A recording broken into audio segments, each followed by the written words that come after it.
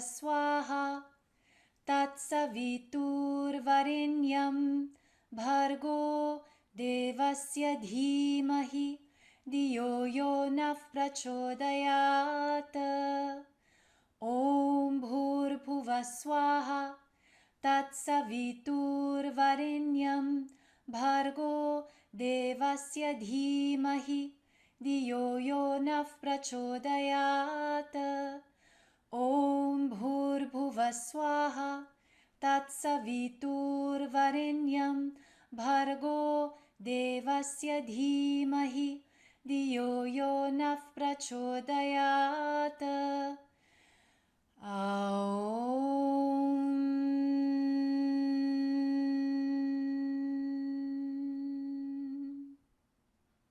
Namaste. Aloha mai kako.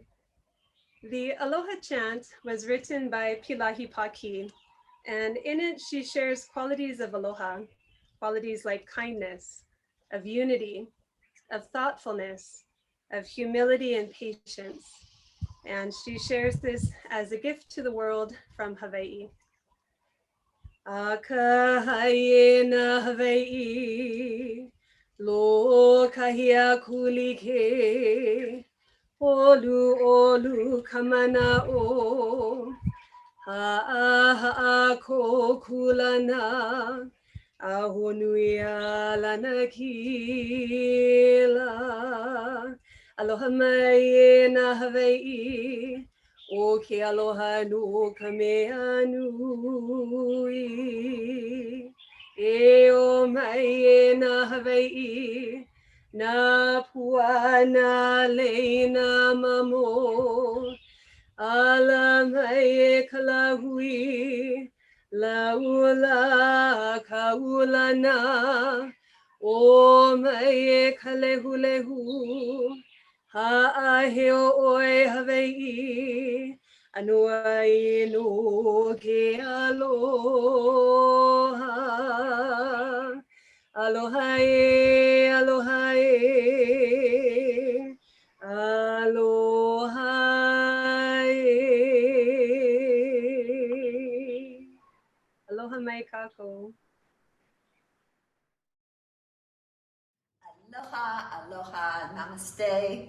Welcome to Still and Moving Center's celebration of International Yoga Day, the third annual celebration that we're having here in Hawaii. International Yoga Day was recognized by our state as the first state in the nation to do so. Our theme for this year's International Yoga Day is the idea of yoga renaissance. In the Renaissance times, people looked back to more ancient and classic teachings, and they brought them forward to make them relevant and integrate them into the way they were living their lives, the way they were developing their culture during the Renaissance. In a way, that's happening with us today with yoga. We look backward to these ancient teachings from India of yoga that were put forth by Patanjali, for example, thousands of years ago, and we find the relevance to weave them into our lives today. When somebody became a yogi in those days, that was for life. That was a lifelong learning pursuit. And today we can again make yoga a lifelong learning. We broaden, in a way, our concept of what yoga is. Sometimes people use the word yoga with the word yoke, to unite, to a union, a yoking together. And so it's sort of a yoking together of our consciousness with this steady stream, this ongoing steady stream of meditation that can become like our life meditation, whether we are sitting in meditation or whether we are moving through our lives. And that's really the concept behind Still and Moving Center, isn't it? Holding a still point in the midst of our motion. Yeah. So move your body, still your mind, find center, find joy. As you listen today, you will find that we are going to be exploring different aspects of moving meditation. So looking at such topics as hula in correspondence with yoga, looking at Tai Chi and yoga, looking at an ancient form of Indian dance, Bharatanatyam, which in some ways is mirroring the dance of Lord Shiva, Lord of the Dance, when we call him Shiva Nataraj. And so all of these ways of moving meditation, giving credit to the yogic tradition from so long ago. We hope you thoroughly enjoy International Yoga Day with us here at Still and Moving Center, sponsored by the Gandhi International Institute for Peace. Aloha and namaste. Aloha, everyone, and welcome to the third annual International Yoga Day in Hawaii. I'm pleased to introduce our first speaker, Dr. Raj Kumar. He is the founder and president of the Gandhi International Institute for Peace in Hawaii, or the GIIP.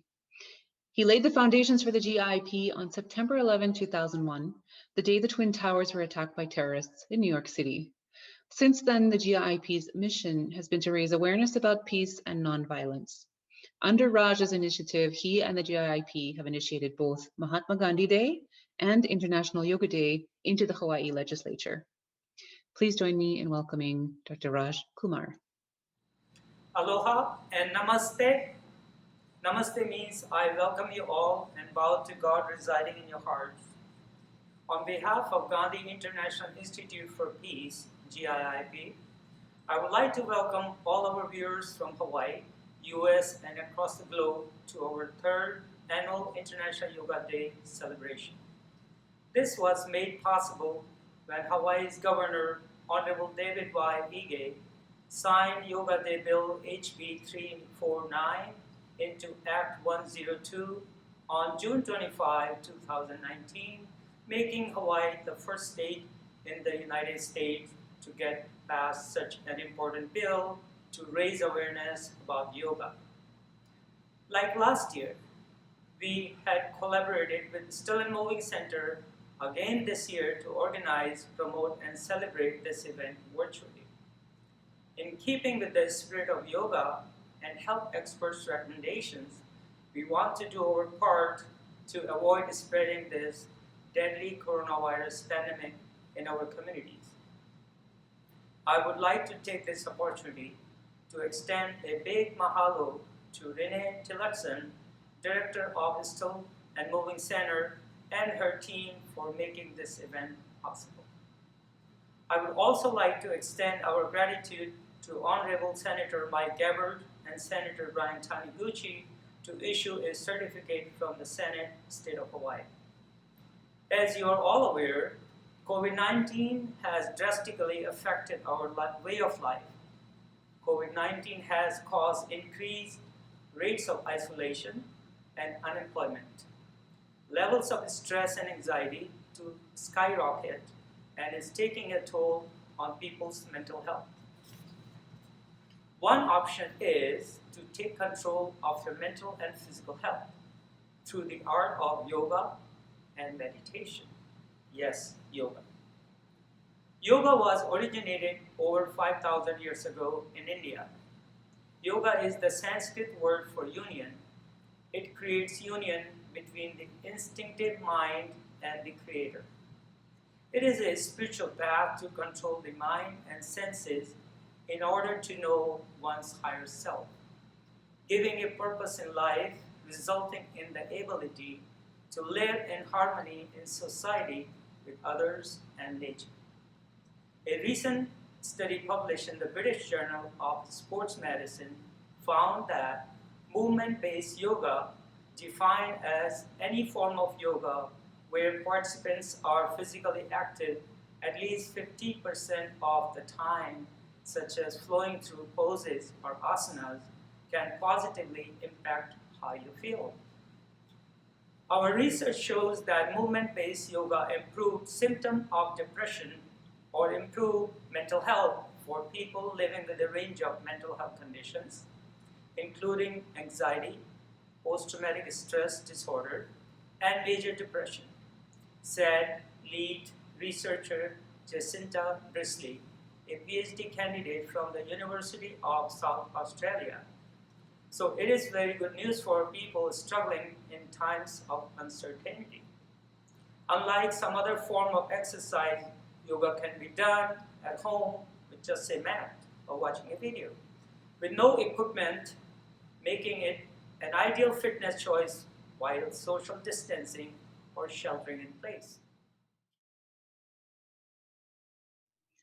Our next speaker, Ramdas Lam, is a professor for religion at the University of Hawaii at Manoa, where he's been teaching for more than 3 decades. Prior to entering higher education, he was a Hindu sadhu, or an ascetic monk, for nearly 10 years in India. While there, the study and practice of the Ashtanga yoga system was an integral part of his life and remains a focus of much of his continuing research and teaching at UH. Professor Lam will now join us for a presentation on Renaissance yoga. Hi, everyone. My name is Ramdas Lam, and the title of my talk today is Renaissance Yoga. So Renaissance is a French word meaning rebirth, and it's fitting to use in the case of dealing with yoga because yoga's had many rebirths or iterations since its founding, since the roots of its founding, I should say.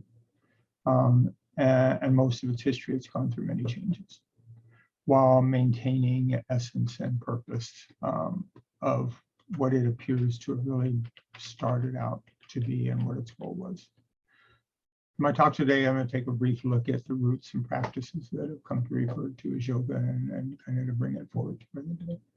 So it seems that the roots of yoga go back at least about 8,000 years to the Indus and Saraswati valleys, which are northwestern Pakistan, and I should say northwestern India and northern Pakistan.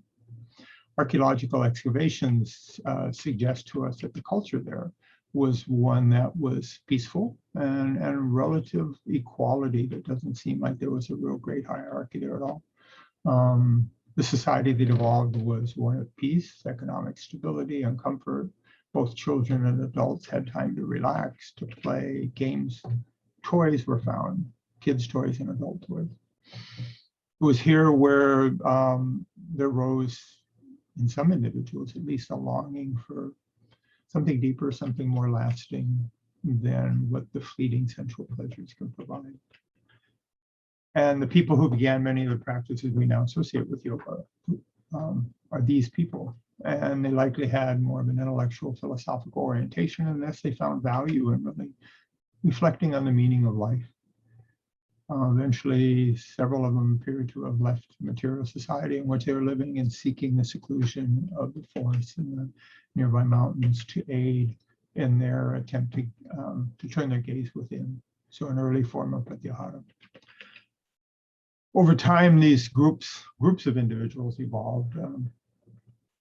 They had some practices in common, and then other ones they focused on themselves. So the groups that practice silence tend to be one group, and those who took intense vows, practiced various forms of austerity, were other groups. But the emphasis on the inner search was fundamental to all of them. Gradually, we began to see that other things began to come about too, different methods and asanas and pranayama. Okay, and these are developed, really it appears, for the maintenance of the physical well-being and the strength, physical strength so that they can live in the forest environment to be able to continue their inner search. So the goal is the inner search, and asana and pranayama were seen as vehicles to help promote that. Eventually, other various restrictions and observances, yamas and niyama, were also integrated to lay an ethical foundation and to help facilitate the success of the other practices that they were doing. In this way, what Patanjali presents in his Yoga Sutra is a system that had developed organically long before him, all with the purpose of supporting an internal introspection and the goal of self-realization. So during the most of the history of the evolution of the yoga system, teachings were passed from individual to individual, teacher to disciple. Reference to a lot of these practices can be found in the Vedas. Reference, I mean, the Vedas are earliest chants that theorize on the nature of reality. And then in the Upanishads post-Vedas, a combination of philosophical and theological teachings that are a direct result of a tradition of inner exploration. So during the first millennium BCE, the two earliest surviving movements, sectarian movements in India, Jainism and Buddhism, both adopted aspects of this kind of evolving yoga system. Jains focused on ahimsa, tapasya as foundational practices, so nonviolence, austerity. Buddhists looked at more internal practices, introspection, concentration. And even before them, there were other groups, the Kapalikas, the Kalamukas, etc., who did practices, yogic practices, and they have died away. We don't know much about them. We've heard, we know reference to them. We know that there were many groups. So near the end of that same millennium, first millennium BCE, so written compilations of the various practices began to appear, and of those, the most enduring is the one I mentioned, the Yoga Sutra of Patanjali. And since that time, his text has been seen by most traditional practitioners as really the standard in elucidating the practice of the system of yoga.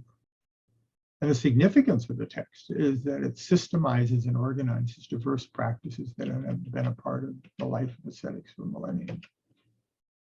So thus by the first millennium CE, Common Era, the yoga tradition has taken rebirth now as a written, organized system. It's not just one of oral passing on from teacher to disciple, but it's now in a written form, and it is becoming elaborated in various schools and ascetic orders. And due in part to Patanjali's text, which prior to this, all those teachings had been oral. And so now knowledge of the tradition begins to spread outside. Before it was just ascetics primarily who were doing the main practitioners, renunciants and ascetics. But now more people could read it, more people could get access to it. And so in the process, additional forms of practice began to develop. Different forms of hatha yoga, different asanas, different forms of pranayama. And a variety of these generally kind of came to be standard across traditions. So various different groups that practice it would share these kind of those that were standardized. And then the more the knowledge spread, more innovative interpretations of elements of the system continued to appear. The tantric schools incorporated their own aspects and put them into their own tradition. Devotional movements drew on elements from the yoga system, inspired by the yoga system as well. But amidst all this variety of schools and thoughts and various ways in which the Yoga Sutra and the limbs of the Yoga Sutra were adopted, the first two limbs, the Yama and the Niyama, which are the more ethical grounding, they were pretty much maintained close to what Patanjali had established, since they were understood to provide a moral framework and pivotal concepts. And also they point to the goal of the practices, which is self-realization and surrender to the divine. It was commonly understood that the inner strength and self-awareness that the Yama and the Niyama provide aid in the successful undertaking of all the other limbs. So it continued on into throughout the millennia, and then we get into the 19th century, and yoga is introduced to the West. And near the end of that century, it was introduced to America by Swami Vivekananda, though he doesn't really teach specific practices. He teaches some. But in 1820, Paramahansa Yogananda came. And he came to America. He was the first yogi to really systematically teach the elements of the Yoga Sutra, the Ashtanga yoga system in this country. He also varied in the traditional Indian method, where he wasn't doing oral teaching passing it on from individual to small groups. He wanted to reach the masses. So he began writing lessons, which we don't know if that ever really happened before. It was pretty much oral. But writing lessons down and actually sending them to people. So people were learning yoga from Yogananda who had never met him. They had heard about him and they heard about yoga. And that's what he wanted. He wanted people from all walks of life. He wanted farmers and businessmen and housewives and teachers and whoever it was, that they would learn and that they could get a spiritual awakening and they could also be healthy. And he saw that it would, as a real panacea. So he created a system. I mean, he did his own renaissance of yoga and created a system that everyone could learn and practice. And his autobiography was written 6 years before he died, Autobiography of the Yogi, translated into 45 languages. More than 4 million copies have been sold. I mean, an amazing text. Steve Jobs from Apple he read it first when he was a teenager, and in the last years of his life, he said that every year he would reread the entire text. And he bought 500 of them, I think, to give out at his memorial service when he knew he was dying. Anyway, although Yogananda left his body in 1952, his self-realization fellowship continued to publish and has continued to publish and promote his teachings. Several years before he died, there was a Russian woman by the name of Indra Devi, and she opened up a yoga studio, not like what Yogananda was doing. This is like a yoga studio, more like closer to what happens today. Prior to this, she opened it up in Hollywood. Now, prior to this, she had spent several years learning from Tirumalai Krishnamacharya in South India. He's the famed Hatha Yoga teacher. So at her studio, she was able to attract celebrities and wealthy people and influential people. And unlike Yogananda, she followed her teacher's approach, which was simply emphasizing the physical over the spiritual internal aspects. She avoided addressing pivotal elements of the tradition, but then Krishnamacharya did as well. And so they really avoided the ultimate purpose, which is surrender and self-realization. And in the 1960s, a lot of young Americans were inspired by the Beatles, by Yogananda's philosophy, by the perceived mysticism of India, and the practice of several limbs of yoga once again became popular. And these are more in line with Yogananda. People wanted spiritual awareness, they wanted physical health as well, and they sought both of these in yoga. But then in the 80s and 90s, then there was kind of a return to the Indra Devi approach with nearly complete focus on the practice of asana. She taught a little bit of pranayama. And this trend lasted into the new decade, into the new millennium. Fortunately, however, in the last decade or so, there's been another renaissance of yoga starting and gaining popularity in the West. And this is one in which the moral and the ethical aspects, along with spiritual knowledge and experience, are once again being discussed, being sought, and being gained.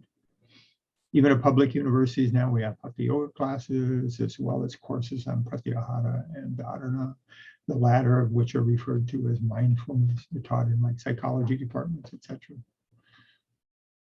Today, many who practice Hatha Yoga and who even do teach Hatha Yoga are now trying to learn a more holistic approach to the whole yoga system and realizing that there is more than just the physical.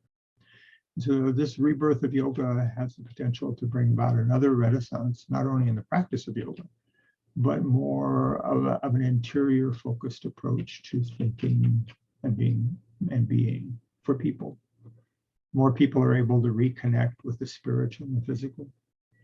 The more yoga can be a vehicle for transforming our world into a more peaceful and a less violent and a more equitable one. Thank you. Finding joy and peace through her experience with yoga is what inspired Claudia Castor to begin teaching.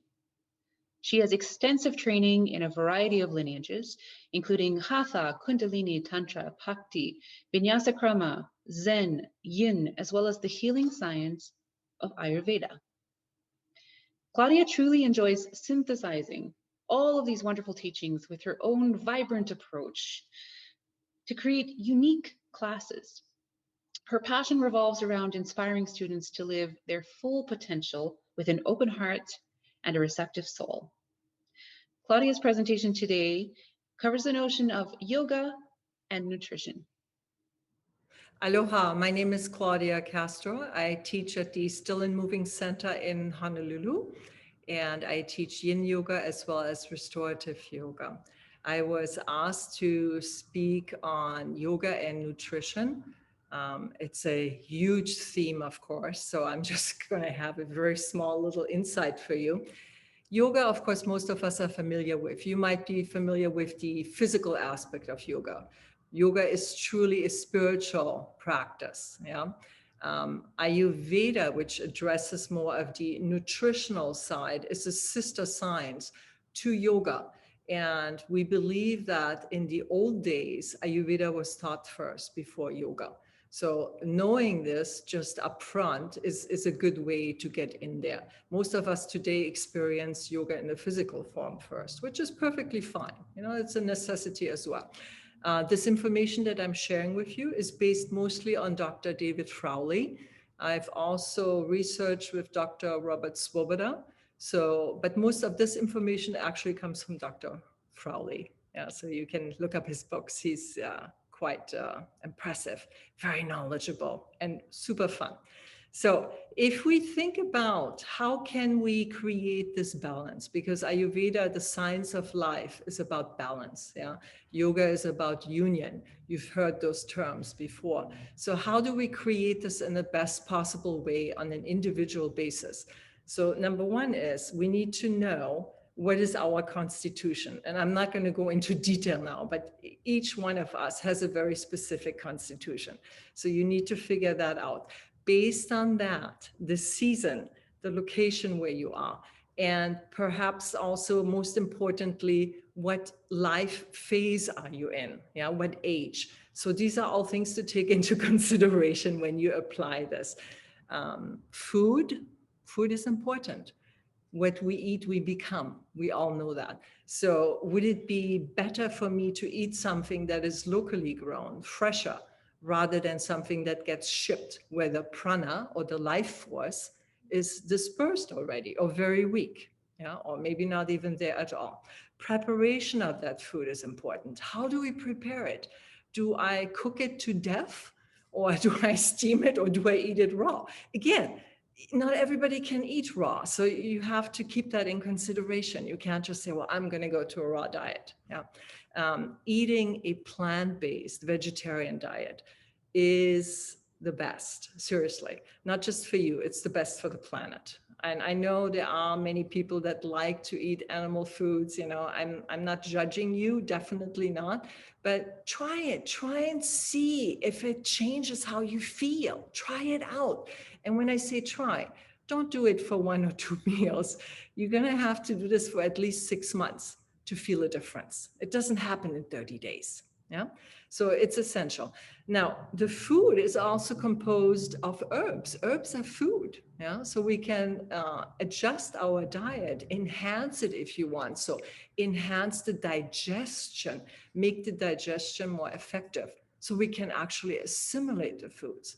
Because if I get fantastic, good quality food, but I don't assimilate it, it doesn't do me any good. Digestion is also very important because it removes the ama. Ama is considered a waste material in the body, or you might think of it as not digested food, perhaps. Yeah. So we need to remove that first. Think about a garden hose that's clogged with old, plant life and all kinds of stuff in there. Can it flow? Can the water flow out of there? No. Okay. So sort of similar in a way. Yeah? So we need to consider all this. Ayurveda will help you to create that balance, not only in your physical body, but also in the mental and the emotional body. Yeah, it does that too. But we are looking at it here as an aid for the physical body. So how do I do this? Fresh, good food, healthy food. How do I consume the food? Yeah, with whom and where and what? And what is my attitude? You might say, wow, why is this important? Well, because again, our attitude affects how we consume the food and vice versa, how we feel in the end effect, yeah, what I've eaten. We all have had experiences where maybe we were rushed, or we might even have been upset or angry, and then you ate something. And how did you feel afterwards? Think about it. Don't do that. You know, it's just not helpful. It's not helpful. So eating it in nice, clean, calm environment with people that are also inspiring. Yeah. We don't want somebody who's just going to complain or rag. No, that doesn't help. So basically having this attitude of gratitude and devotion. Diet is not another fad diet. Ayurveda is not another fad diet. It's about a lifestyle. So, and this lifestyle, it is easy and accessible to all of us. And Ayurveda teaches us how to live this lifestyle, how to create this well-being for all of us. Thank you.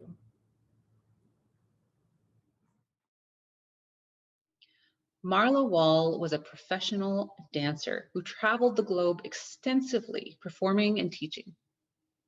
In 1998, she began to study various styles of yoga, from extremely gentle restorative to the more vigorous Ashtanga. She then went on to study Pilates, dynamic anatomy, Franklin and Eldoa methods, as well as Buteyko breathing. Through all of these practices, she's passionate about helping people feel more free and strong in their bodies by educating and directing them to learn through practice and by sharing tools that promote independence. In this interactive segment, she demystifies the notions of accessibility in yoga and where the physical practice, or asanas, and meditation meet. I would love for people to understand that yoga is a part of a much big, the physical practice of yoga is part of a much bigger system. The actual yoga system has 8 limbs, 8 limbs to this tree, like 8 branches to the tree. And the asana, the yoga, physical yoga is just one piece. And the physical practice of yoga was designed to be a preparation for meditation. If we look at our body or look at ourselves in layers, the physical layer is the physical density is kind of the first layer. So the idea was that it's very difficult to meditate if you're in physical pain, if your body hurts, if your head hurts, or if you're in emotional pain or mental pain. It's hard to sit and meditate, even just to focus on your breathing. So the idea was that in doing the physical postures, your body becomes healthier, you start to feel more flexible and strong in your body, and then your mind and your emotions come along, and then this is your preparation for meditation. So I wish that more people understood that and would approach it in that sense, that this is a gateway, this is a way for you to become healthy on several different layers, and it's meant to help you practice that steadiness of breath, that steadiness of mind, to practice moving awareness into your body, or to practice bringing awareness into yourself and not just focusing only on outside things. Ujjayi breathing, when you make that soft whisper from the base of your throat, can soften and slow the breathing down. And often in power yoga or in Ashtanga yoga, our breath and our movements weave together much like the music. So you create your own music through the sound of your breath. And one of my favorite things to do with people is the half sun salutation. It's accessible to my senior clients, people who are maybe not as flexible or not as mobile. It's harder for them to get up and down off the floor. So I'll just show you what that looks like. You might not be able to hear my Ujjayi breathing, but it's that soft whisper. You kind of widen your throat. And so as a teacher, sometimes I end up forcing so that people will hear that sound. But as a student, you shouldn't be forcing. It should just be very soft, something that you can hear inside your head. It's kind of like, but with the mouth closed. So I'll just show you the half sun salutation.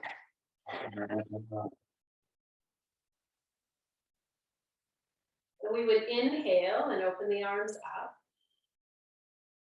And then we exhale and fold in half. And you can bend your knees, bring your ribs to your thighs, fingers by your toes. Then we inhale, open the chest, and you can put your hands on your shins, lifting the heart, so it's like a little back bend, and then we exhale. And we come all the way up. And we exhale again. I'll do it with the breathing.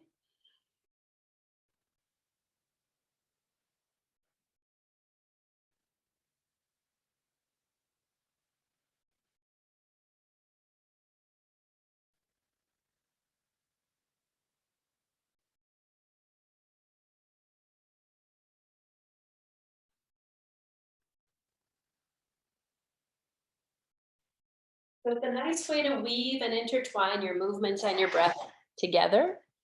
And it starts, you just feel everything in your body sort of intertwined like a rope, your breath, your focus of your mind, the movement of your body, it all comes together.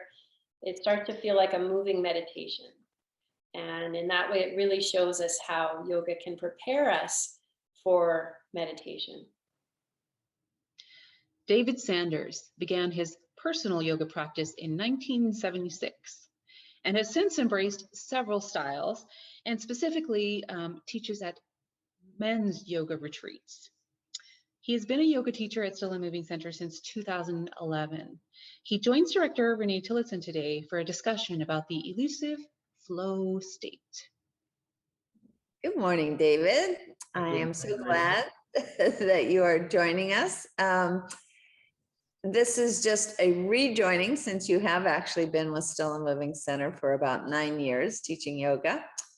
And from that and your longtime yoga experience before that, I was hoping to talk with you about the idea of flow state. Excellent. One of my favorite topics. I know you've done a lot of study, even trained in flow state. And I wondered, could you just tell me what the flow state is?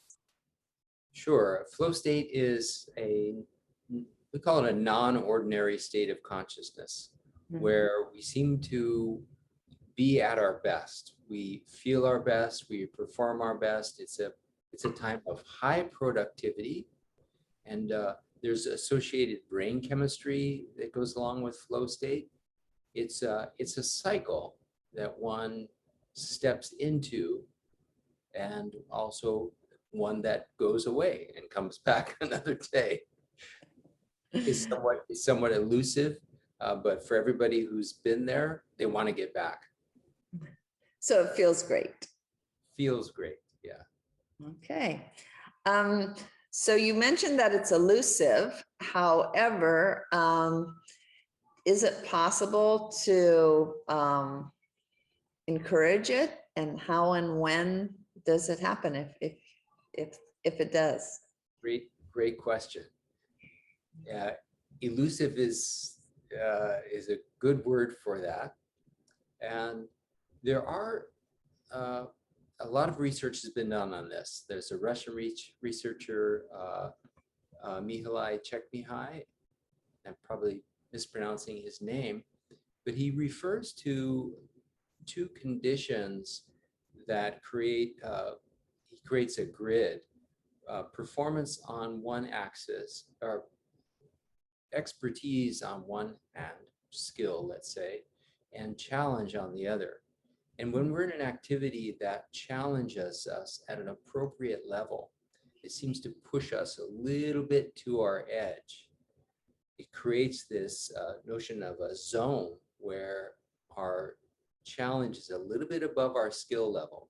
And that seems to be a trigger that knocks us into the zone. When in the zone, we experience it as a state of, the acronym is STER, STIR, selflessness, timelessness, effortlessness, and richness. So selflessness, we seem to dissolve. The notion of I as separate from what's going on dissolves. Selflessness. Timelessness, there's a very odd shift in our sense of time. It can go by in an instant, or it can feel like things slow way down. Your I've been playing volleyball in the zone, and I could watch the ball moving from the other side, and I could be exactly where it's going to be by the time it gets there, and place my hand on it and put it anywhere that I want. There's a sense of the timelessness that is extraordinary. Effortlessness, yeah, there's such an ease about when you're in the zone, and we'll talk about that in a moment. It's effortless, and also there's a richness to the experience. Colors seem brighter, your sense of smell. Our whole system is tuned up into, I would say, high gear. And so if you wanted to look at your practice of yoga, how would yoga either prepare us for or trigger us into a flow state? Another excellent question. If you look at that zone model of being in challenge, in a typical yoga class or in a practice, we are creating the conditions where we're pushing ourselves at an appropriate level, finding more and more detail, taking care of the wandering monkey mind, because focus is really a precursor to entering that state of the zone. So we talk about your anatomy, we talk about your breathing, the direction of the energy, your drishti, your focus. There's so much that goes on into the practice that you are totally absorbed in the process. So paying attention is a hallmark. With regard to the skill level, one of the hallmarks of yoga is this notion of abhyasa, or repetition or practice. So we repeat the poses, sun salutations, maybe 108 of them, right? At some point, you have a level of skill that comes to meet that level of challenge. When you take your first yoga class, is likely to be quite challenging, and you may not reach that zone. Hopefully, with a well-designed practice and some good instruction, you are brought into that zone where your skill and your challenge level are in balance. Also, this notion of stir, we begin the practice with setting an intention. There is a goal, and we're constantly looking back at what that goal is and reminding that how we practice should be in alignment with what our intention is. So that's one of the triggers. This notion of effortlessness definitely comes from the repetition. You practice, practice, practice. There's an ease that comes about. The whole nervous system gets aligned with the intention. And the richness also has to do with your level of focus. When we cut out all the extraneous information that normally floods us, there's a level of focus that these are all triggers that bring us into that state. From my practice of Nia, I noticed that when I finish a Nia class in which I have experienced that flow, I just want to hug everybody. I just love everybody in the world. Is that the kind of selflessness that you're talking about? And do you experience that in yoga? Absolutely. And in the classical notion of yoga, the intention is to quiet the fluctuations of consciousness. This comes from focus. Such that one experiences their true nature. And I think the true nature of beings is to love and to connect. Yeah. Oh. Well, that sounds like yoga is an amazing practice for initiating potentially a flow state. Thank you so much for explaining that to us.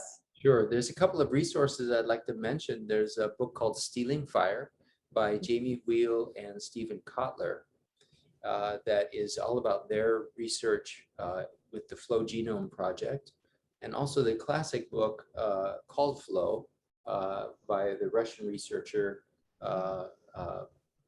Mihaly Csikszentmihalyi, and both are excellent resources. Can you say those again? Yeah. One book called Flow, appropriately named, and the second book is called Stealing Fire, based upon the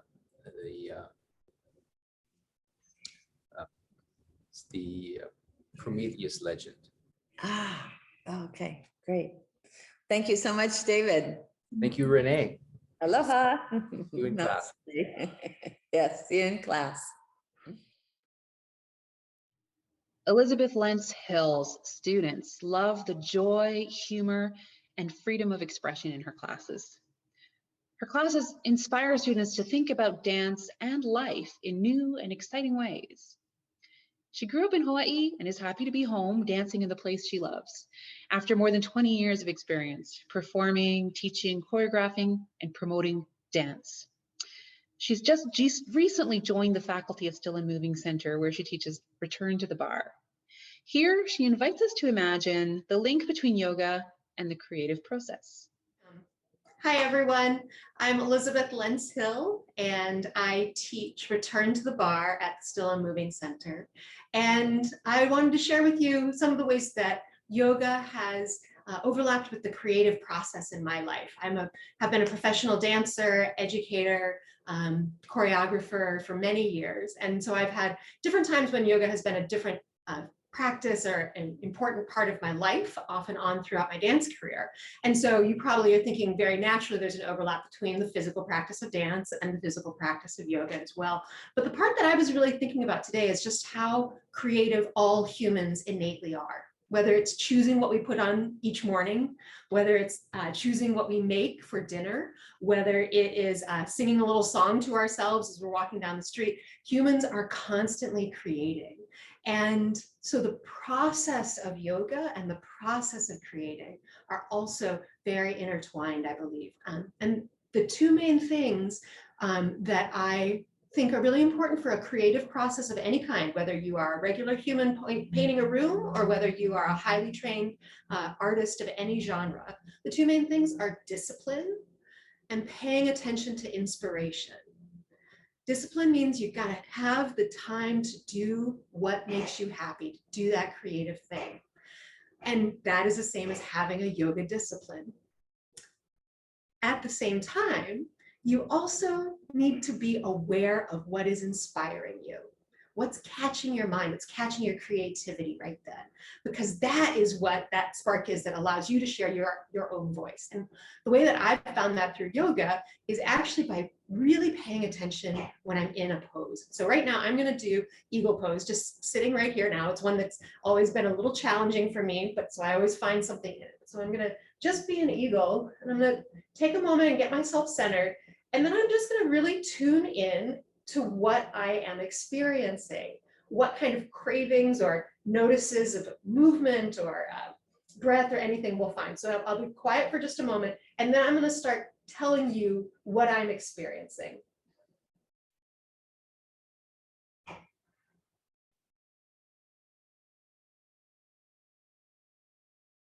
Feel the width of my shoulders and the stretch.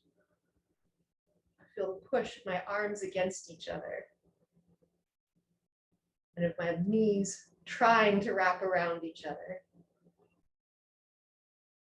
I feel my sits bones connected to the couch. Feel the hair on the back of my neck. I'm feeling smallness in my lungs. The glint of my ring catches my eye, even as I'm trying to have a forward focus and gaze. Slightly sweaty palms feel the air brushing against them. I'm going to come out of it now.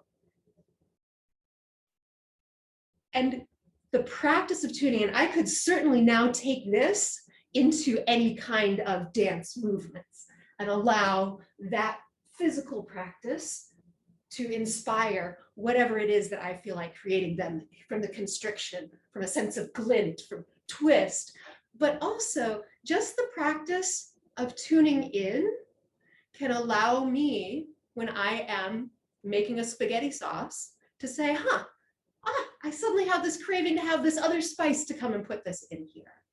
or as I'm doing free form drawing at the end of a long day, just to not even have to try to rationalize any color choices, but to just pay attention to what that inspiration is. So sometimes in yoga, it's beautiful to try to kind of empty the mind and just find that clarity. And then also within that, tuning into what's happening in the body, and that allowing that practice of tuning in to spark your creativity in whatever way it can be. Happy International Yoga Day, and thanks for letting this be a part of your life for this day. You know me as the operations manager for Still and Moving Center. But I was also a former professional dancer and artistic director. I performed internationally for over 14 years as a contemporary dancer, and then I led 3 productions for Cirque du Soleil as artistic director. My interests lie in the discovery and understanding of all form of movements and self-development and how the body and mind can connect through a shared experience. Here in a personal account, I relay my feelings of inadequacy in yoga and of being an eternal imposter. My first contact with yoga came about 26 years ago. I had just been given a somewhat scary diagnosis from a doctor. I thought it would affect the rest of my life. And a few days later, it was found out to be just an allergic reaction to a medication I was taking. So not serious at all. But at the time, in those few days of limbo, I was in shock. I was 19 years old. I was just starting my professional dance career. I was in love. My whole life was ahead of me. And I suddenly thought that, I was facing this news that I thought was devastating. And I suddenly felt very mortal. And so what did I do? I signed up for a yoga class. Now, I had never taken a yoga class before. I had no idea what I was doing. And I felt like a total fraud. But I went and attended it. And from the moment I stepped into the studio and I sat on that mat, I experienced something that was really quite novel to me at the time. I was invited to feel my body. I was told there would be no judgment here and I was welcome to make mistakes. What? So, in my training up until that point as a professional dancer, day in and day out, I was told, we will tell you what your body should look like. We will tell you how it should move, even if it hurts. By the way, you are constantly being judged and found wanting, and mistakes, well, those could cost you your career. So don't do those. So to find myself in this yoga class, allowed to be vulnerable, invited to feel well, it was quite a revelation, to be honest. Luckily, my first experience was with this wonderful, what I now know to be power vinyasa yoga instructor. And, I could relate to the physicality of that right away, immediately, the power, the strength, the endurance, the stretching involved. I recognized all of those things. But there was that beautiful twist, which was the compassionate element that I really needed at the time. So, over the years, I continued to take some yoga classes, and I used some of those principles to complement my dancing. So it helped me ground my energy. It increased my endurance and breath. It helped me settle my nerves when I was facing audiences of, several thousand people at a time. Yoga gave me this feeling of confidence and control in my body, while also allowing me to be in the present moment when I was performing live, being open to whatever happened, being humble, being connected to my audience, all of those things. But I was still just a dancer doing yoga. After 26 years of yoga practice, I'm still no closer to calling myself a yogi or even a yoga teacher. I mean, hats off to all those who make that their life calling, but I consider myself an imposter yogi. And that's even despite having a legitimate lineage with Sri Lankan Hindus in my family who have practiced yoga, as well as over 8 years of Bharatanatyam classical Indian dance training. Yoga, it just remains elusive. Even when I would see the mudras from my classical Indian dance training in the yoga, and I would hear the Sanskrit, it gave me a link to my heritage. It certainly allowed myself to feel somewhat connected, but legitimate, not quite, not yet. So the syndrome of imposterhood And I didn't create that term. That's a term that one of my mentors, Crystal Pite, uses when she teaches contemporary dance. She calls it imposter dance, despite being one of the top choreographers in the world. So this imposterhood, that feeling is hard to shake. I will never truly master the complexities that are the art form, philosophy, mindset, lifestyle, whatever you call it, that are yoga. But I made a realization over the years. By claiming and naming that feeling, by accepting my limitations, by being grateful for what I do know and being curious and open to learning more, this is also yoga. This may actually be the essence of yoga. So I'd like to say, let us all be imposters in the fields that we love. May we always remain humble and curious and open to learning more. I think this is what yoga has taught the imposter in me. I'm really grateful to attend classes at Still the Moving Center with all of our esteemed faculty there. It's been a delight to really bring together all of these wonderful experts that you'll be hearing, or that you have already heard today for International Yoga Day. So happy 3rd International Yoga Day in Hawaii. Aloha, mahalo, and namaste. Please welcome Dr. Raj Kumar once more as he details the many health benefits of yoga. Exercise has always been a great strategy for people struggling with these feelings, as it boosts both mood and health. Noted Brisley in her report, people are looking for alternatives, and this is where yoga can help. As mentioned by Harvard Health Publishing, it appears that a range of yoga practices can reduce the impact of exaggerated stress responses and be helpful for both anxiety and depression.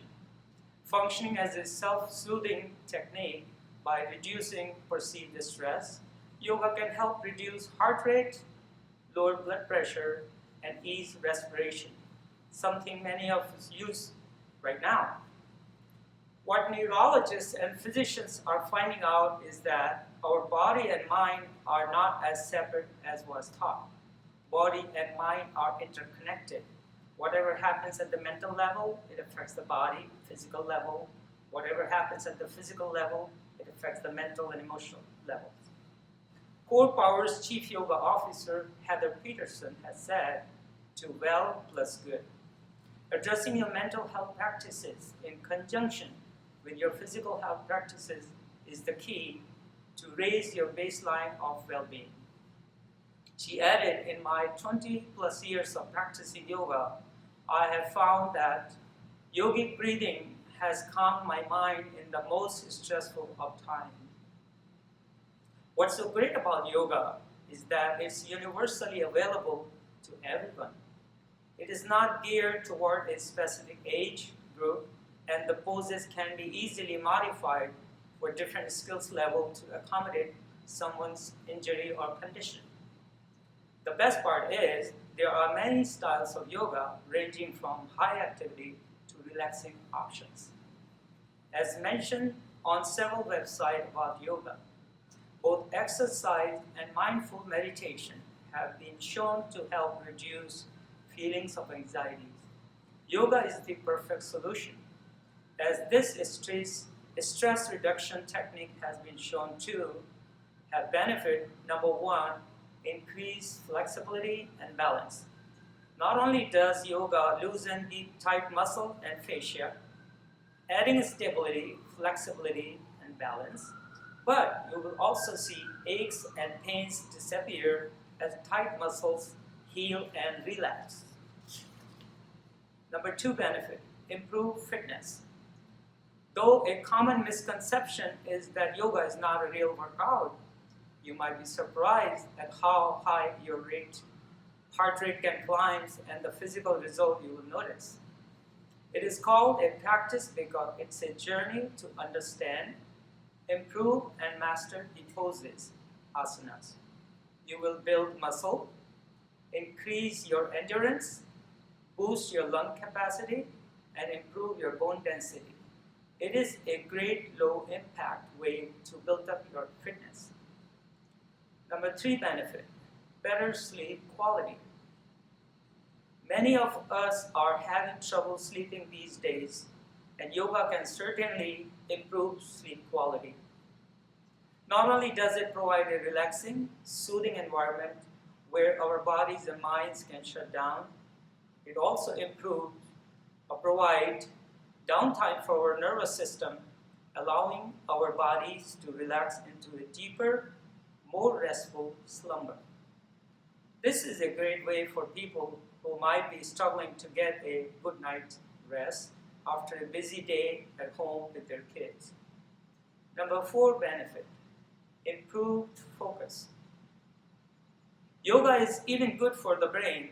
Study shows that practicing yoga regularly leads to better coordination, reaction time, and memory. If someone is looking to maintain a routine, stay on track, and continue reaching for goals while we are distancing, the improved focus that yoga brings might be exactly what they need. Number 5 benefit, reduce stress. When we feel stress, cortisol level goes up in our brain. As social and physical distancing continues, fear and anxiety are on the rise, but yoga can help. Practicing yoga releases more GABA, gamma aminobutyric acid in the brain's thalamus. And this is what reduces anxiety and stress and focuses the mind while increasing levels of happiness. These times are stressful, and yoga can help balance everything out right now. Number 6, by providing a calming distraction and focusing the mind, a greater level of happiness can be achieved. When the prefrontal cortex shows heightened activity, which takes place during yoga, hence yoga can boost happiness and lower stress. That's something we can all use these days. Yoga creates a balance at the physical, mental, emotional, and spiritual level. Yoga and Ayurveda, science of life, also go together to maintain a balanced and healthy living. As the COVID-19 crisis continues, health and wellness are becoming an even more important theme in our lives. Working to improve our physical, mental, and spiritual states will help us be at our best when this pandemic passes. From better breathing to focus and flexibility, getting into yoga will have you reaping the benefits in no time. I would like to conclude by encouraging everyone on this yoga day to incorporate some type of yoga in your daily lives. Enjoy the rest of the program. Mahalo. Yukie Iijima teaches Nia and yoga here at Still and Moving Center for a wide variety of ages and abilities. As a young adult, she became interested in why people dance. To explore how art forms such as dance affect the body and mind, she also studied psychology and the healing arts at university. Following an injury, she found that yoga and dance therapy were the modalities that she credits with her recovery. With translation provided by Eriko Jones, please welcome Yukie as she leads an interactive segment on the connection between yoga and dance therapy. スティル&ムービングセンターでオンライン日本語ニアクラスとストレス解消ヨガクラスを担当しているゆきえです。ダンスセラピーでは体の動きには心の状態が現れると考えられています。動きの習慣を変えることで心に変化を与え、健康や成長をもたらしてくれるという考えがあります。ヨガでも胸を開くポーズはエネルギーを高めてくれるポーズと言われています。これらのポーズは陽のエネルギーを持つ動きです。また前屈などのポーズはリラックス効果を高めてくれるポーズです。これらのポーズは陰のエネルギーを持つ動きと言われています。日常生活の中でもこれらの陰と陽のバランスを整えることが大切です。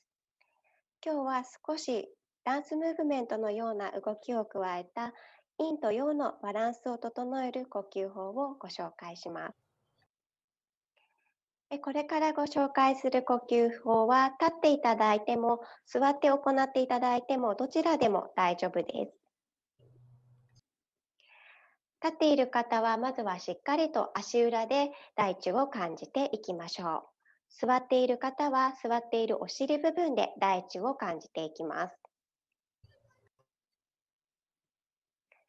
軽く膝を曲げ、下腹部でも重心を感じていきましょう。次の吸う呼吸が来たら、少し手を広げて胸の前を開きます。吐く呼吸が来たら、ふーっと目線お腹の方を見つめて少し背中を丸めていきましょう。When you're breathing, opening up your chest and breathing out, you look to your chest and then bend your back a little bit. 吸う呼吸の時に太陽の光を胸で浴びて、吐く呼吸の時に優しくご自身をハグしていただいても大丈夫です。When you breathe in, feel the sunshine on your chest, and when you breathe out, you can hug yourself. 余裕が出てきたら、この動きをだんだんと大きくしていきます。When you get used to this movement, you can slowly make it bigger. この動きを数回繰り返すことで、陰と陽のバランスを整えていきます。By doing this movement several times, you can condition the balance of yin and yang. また、ゆったりと呼吸をすることで、自律神経のバランスも整っていきます。Also, by breathing slowly and calmly, you can settle the autonomic nerves. 皆さんの毎日が健康的で穏やかな日々になりますように。I hope everyone's health and sense of calmness every day. Dr. Wang Kai-ming embraces transformation of spirit-mind-body relationships and is an enthusiastic student of the martial arts and various other Asian arts, such as feng shui, study of the I Ching, and a Japanese form of astrology. Inspired by Taoist and Buddhist influences, he enjoys applying martial art concepts to daily life and in his medical practice, observing the benefits of resonating energy modalities as his patients recover from surgery. When challenged, he blends Eastern and Western disciplines to bring forth truth, knowledge, and wisdom. In this presentation, he will enjoin us to recognize that both Qi and Prana are one and the same, and will even demonstrate its energy in action. Aloha, Dr. Wang Kai-ming here. I am a surgeon and a Tai Chi instructor with the Still and Moving Center. For International Yoga Day, I thought I'd share an idea that might be able to give you some fun. And simply, it is what I call a pranometer or a prana meter. As you know, prana in yoga is synonymous with qi, or in Tai Chi or Qigong. And it is also in Japan known as ki, as in Reiki, or the Aikido. It is the energy of the universal life force. It is also the force in Star Wars. And as Obi-Wan Kenobi would put it, it is an energy field created by all living things. It surrounds us and permeates us. It binds the galaxy together. So can we actually see its effects? And I would say yes. Everybody who is alive and breathing has prana, chi, or ki within themselves. And to demonstrate that, I have basically cut out an aluminum star You can do various shapes and try different sizes and so forth. And then I have a sewing needle embedded in a rubber cork that acts as the fulcrum for the star. Now, let me bring this down so you can see. The star should rotate freely with a minimum amount of friction on the needle point. And then what you want to do is bring your personal chi into your hands and then see how it can affect the movement of this star in the direction of rotation.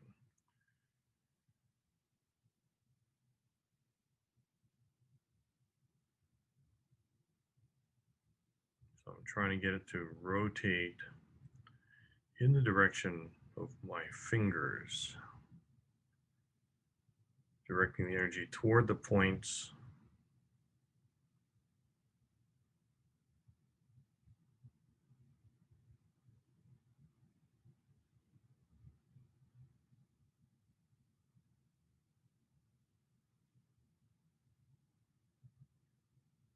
There we go.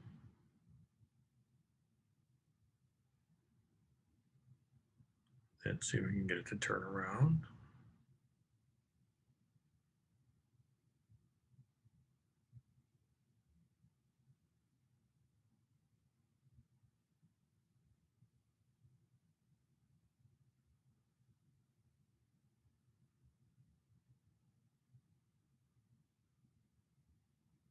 There we go. So, have fun with this. Elizabeth Kaczynski has been practicing Hatha yoga and mindfulness since 2000. She discovered that these practices helped to still her active mind and recover from health challenges. Throughout her 25-year career, she has passionately advocated and protected Hawaii's unique species and ecosystems. She believes that cultivating loving kindness towards ourselves is just another way to do that. Through guided meditations, yoga classes, and nature-based workshops and retreats, she incorporates ways to deepen our connections to and our love of the natural world. My name is Liz Kaczynski, and I just wanted to share a little bit about my thoughts on yoga and nature connection. So for my own personal practice of yoga, meditation is a really big component of that. And it took me years to establish a meditation practice, but I have a very consistent practice now. And I have found that nature has become a big part of my practice, connecting with nature. When I'm out in nature, I really come into the present moment immediately. You know, my senses come alive. I'm tuning in to the sensations in my body, the wind's gentle brush across my skin and the different sounds. It's just a very, very rich experience for me. I'm out of my head and I'm just completely present. And that to me is really what yoga or nature and meditation kind of all come together, that kind of intersection where a yoga practice, part of that intention for me is to live in a more intentional and more present life. And we know, the ancient yogis who brought us these very precious teachings, spend a lot of time out in nature connecting, with the elements. And I find that, just doing practices intentional, just like we practice yoga, whether it's meditation or the asana or, practicing the teachings of yoga in our lives, the bringing in nature as a practice is a really big part of that. And I think one of the most powerful practices for me that I've been really keeping in my daily, if not daily, most days practice is really connecting with the sacredness of my breath. I think, we breathe, I don't know how many times a day, and most of that time, we're not at all aware of our breath. And yet it's one of the most precious, sacred things that we do. And it's really powerful for me to bring in this reciprocity that we have with nature. So a lot of times we sort of think of nature as being out there, and it's kind of like a backdrop, but actually we are nature ourselves. And one of the most powerful teachings of nature and that reciprocal relationship is that interconnectedness of everything. And this is a really fundamental teaching, I think, of yoga, that everything is connected. Everything in our bodies, the yoga practice itself kind of helps us to integrate the parts of ourselves, our mind, our breath, our body, our spirit. And this intentional practice of the breath as a meditation and just as a almost even like a prayer is we can really acknowledge the gift that we receive when we breathe in the oxygen that has been gifted to us by the plants, the ocean.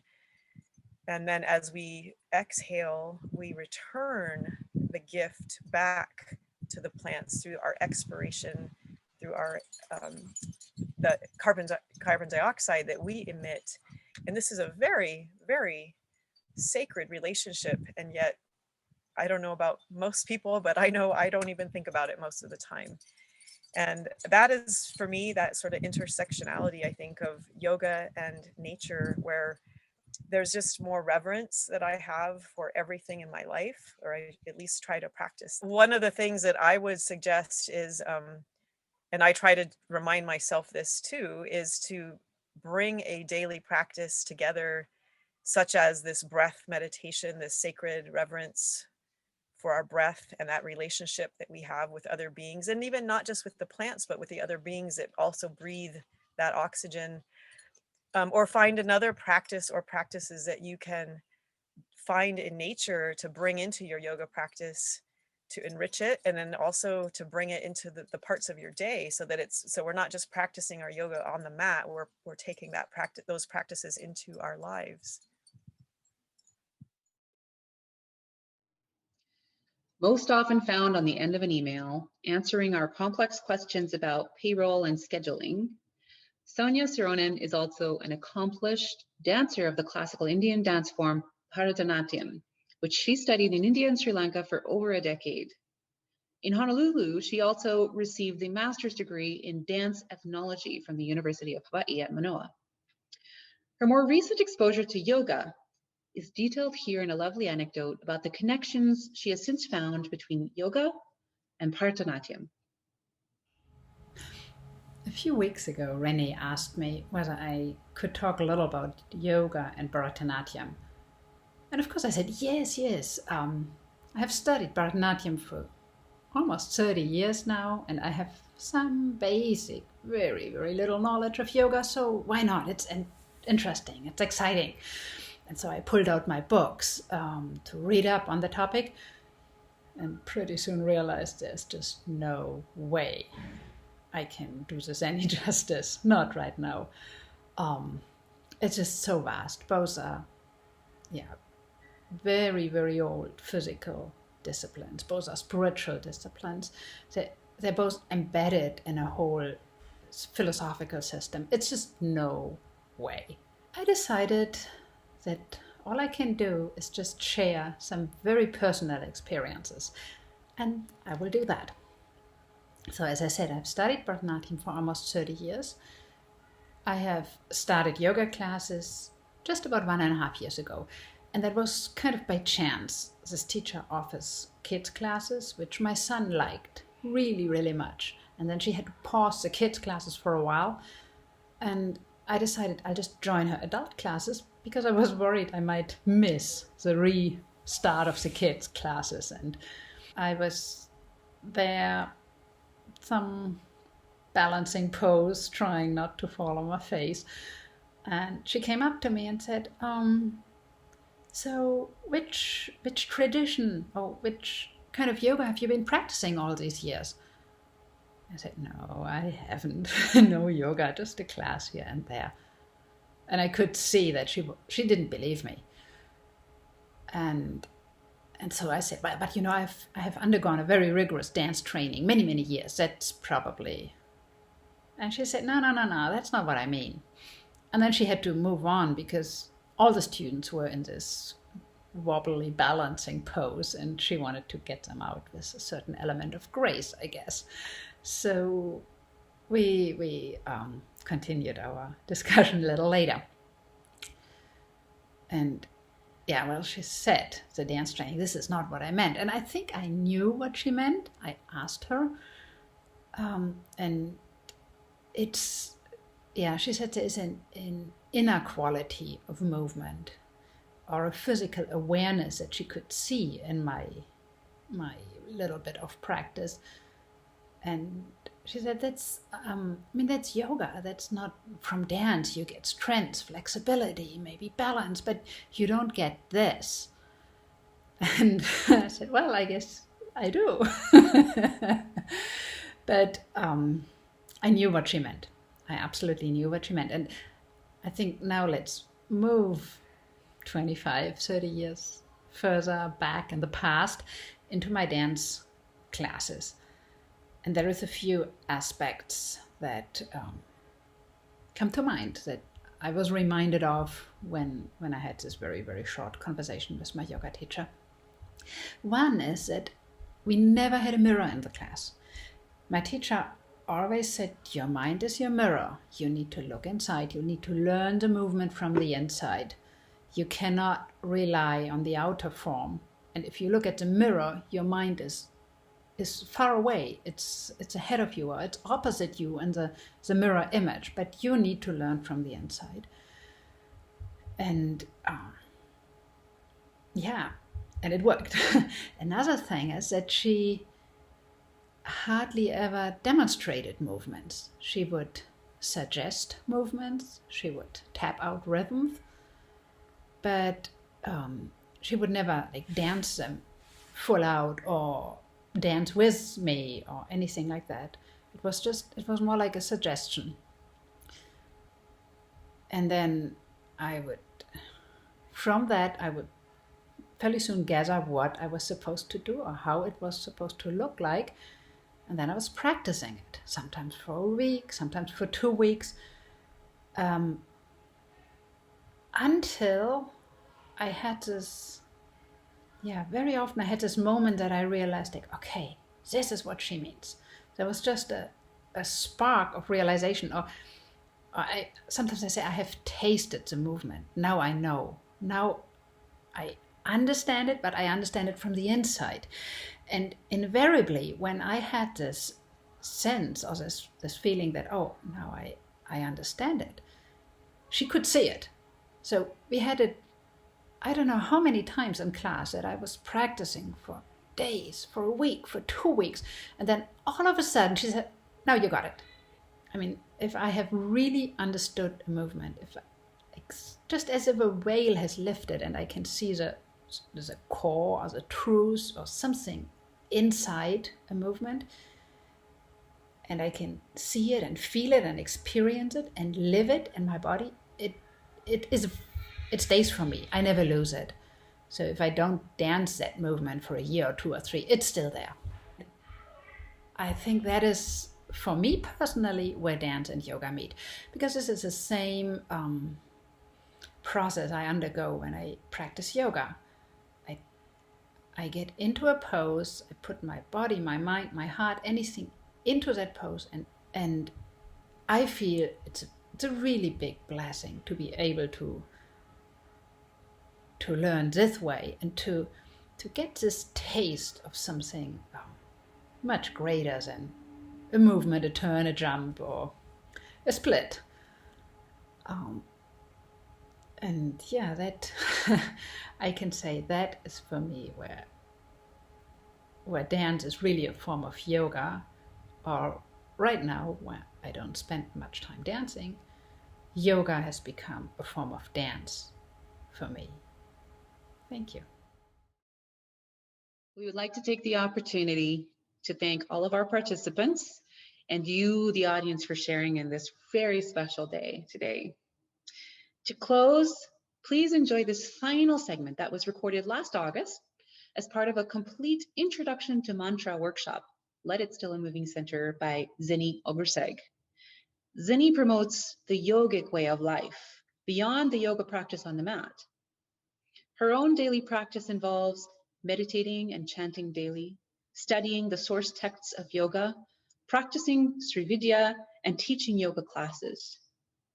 Her first yoga experience was listening to her mom chanting Om when she was a child. Zinni has a gift for Sanskrit chanting and conducts kirtan and chanting sessions all over Oahu. In this segment, she addresses a relationship between yoga and chanting mantra with a beautiful mantra chanted at the end. Mahalo for attending this third annual International Yoga Day event. Namaste.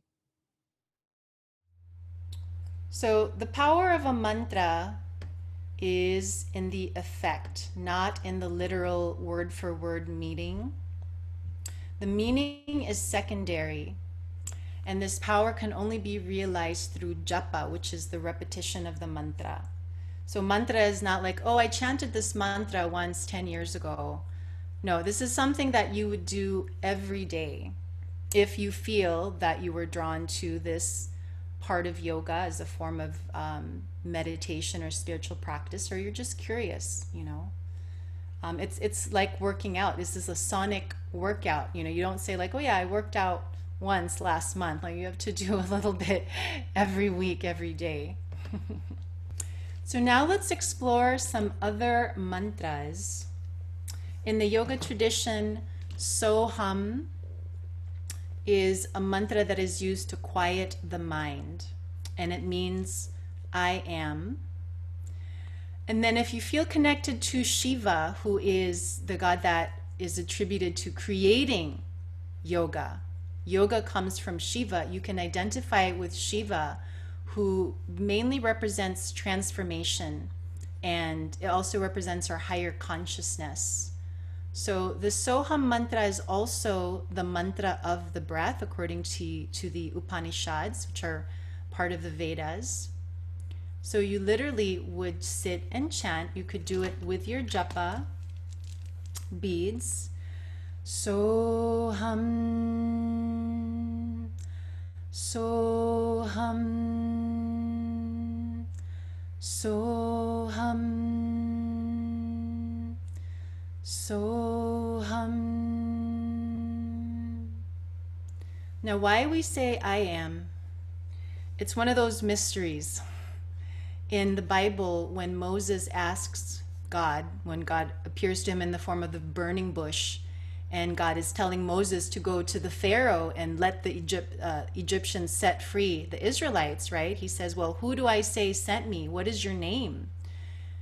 And God says, tell him I am sent you. And he's like, what? But that's what the name of God is. In the Old Testament, he goes by I am. In many places, he just says I am. So this I am consciousness, to understand it, sometimes it's easy to understand what is the opposite. Now, what happens when we fill in this blank? When we say, I am a woman, I am Hawaiian, I am Native American, I am a mother, I have a degree in this, I like the color red, I'm a volleyball player, I'm a paddler. See what happens? We create duality. So one of the things that this I am mantra helps us do is strip off all of those false identities and focus on who we really are at the fundamental level. Because notice we never say I am a human doing. We say I am a human being. And a human being is what this Soham mantra helps us become more fully ourselves. So if you like Shiva, you could do the same thing, but just say Shivoham, Shivoham, Shivoham. meaning I am Shiva, or I am my consciousness. I am the higher intelligence. I'm not my body. I'm not this body that is, the certain age that has this set of genes, genetic makeup. I am none of that. I am just this consciousness. So these are two very good mantras for meditation when you're feeling like you had one of those days that was super busy. You feel like there's a lot of clutter in your mind feels heavy. You could work with Soham. And I like to combine the Soham and the Shivoham together.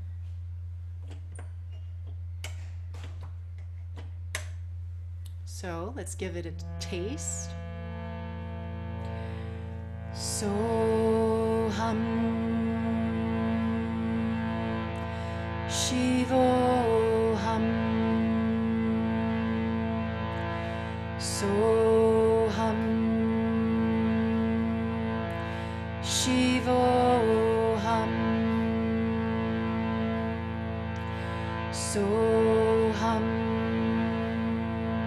Shivoham Soham Shivoham Soham Shivoham Soham Shivoham Soham Shivoham Soham Shivoham. And then you can change the tone. Soham Shivoham Soham Shivoham Soham Shivoham Soham Shivoham Soham Shivoham.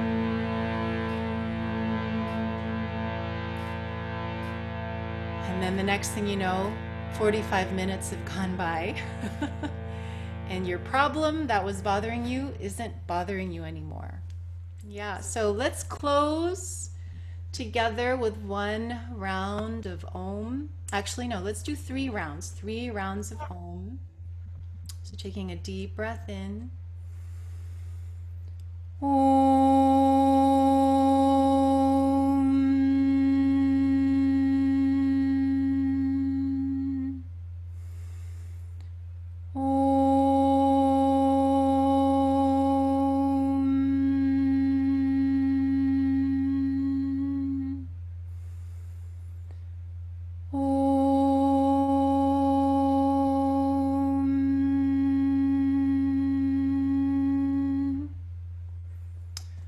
Shanti, Shanti, Shanti. May we have peace in our bodies, peace in our minds, and peace in our souls. Namaste.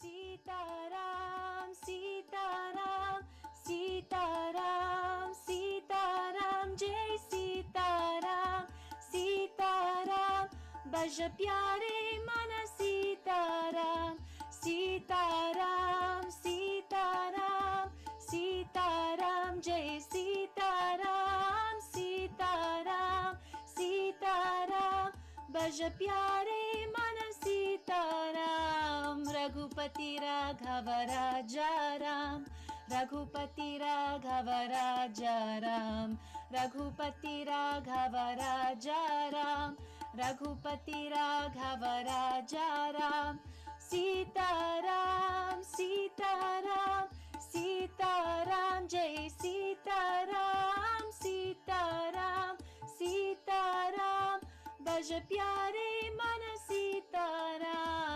Raghupati Raghav राजा राम पतित पावन सीताराम रघुपति राघव राजा